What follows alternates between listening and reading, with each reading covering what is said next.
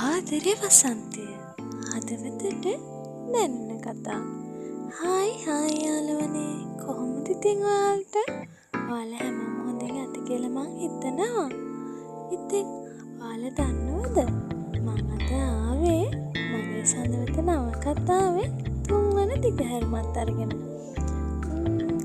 ඊට කලින් අපි බලමුද දෙවන කොටස මොනවද වුනේ කියලා.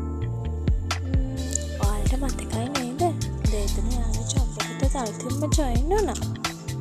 ඉතින් එයා ඊළඟට එයාගේ බොස් ළඟට ගියා. ඉතින් එහාට මොනව වෙන්න ඇතිද?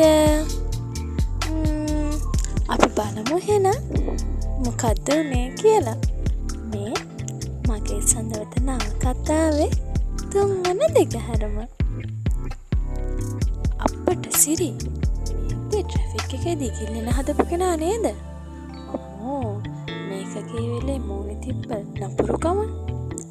අපෝ දැන් ඉක්මනට මේ ලෝකෙට එන්න ඕනේ. දෙතුණු වරින් මේ ලෝකෙ ඉඳපන්.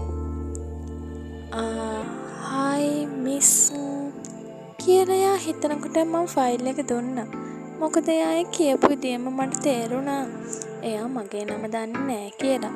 ෆයිල් එක බලලා මට කතා කරන්න කියලා මං හිතුවා. හායි මිස් දෙතුණු. am I right? right. ඔන්න ඉතින් එයා ෆයිල් එක බලලා මගේ නම දැනගෙන කතා කරා. yes sir, I am දෙතුණු. හරි දෙතුණු. ඔයා දන්නවද ඔයාගේ පොසිෂන් එක මොකක්ද කියලා?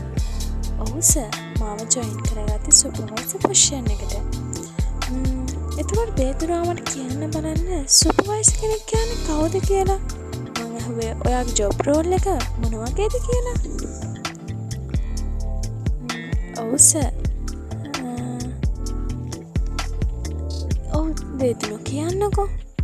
සාමාන්‍යයෙන් සර් මම මගේ යටතේ සේවකයන්ගේ වැඩ කොහොමද කියලා බලන්න ඕනේ. වගේම එයාලා හොඳට වැඩ කරනවද කියලා හොයලා බලලා එයාලත් එක්ක සහයෝගයෙන් වැඩ කරන කියලා මං හිතනවා. ඒ වගේම එයාලට මං ගොඩක් හොඳට ආදරයෙන් සලකන්න ඕනේ. හරි දෙතුණු. ඔයා කිව්ව විදියටම ඉන්න අයත් එක්ක සහයෝගයෙන් වැඩ කරයි කියලා මං බලාපොරොත්තු වෙනවා. එහෙනම් දැන් ඔයා යන්න අපේ ෆස්ට් ෆ්ලෝර් එකට. එතෙන් තමයි අපේ ෆැක්ටරි එක තියෙන්නේ. ගිහින් එතන ඉන්න මැනේජර් හම්බ වෙන්න. එයා කියයි ඔයාට ඔයාගේ ජොබ් රෝල් එක ගැන තව විස්තර ටික. මිස් දෙතුණු, එයාගේ නම මිස්ටර් සුභාෂ්. හරි සර්, thank you. කොච්චර හන්දට කතා කරත් බොසාගේ මෝනික සිහිනාවක් නෑ. අනේ මන්ද ඉතින් ලොකු අයනේ. අපි වගේ නෙමෙයිනේ. එහෙම හිත කොහොම හරි ෆැක්ටරි එකකට ආවා ඉතින්.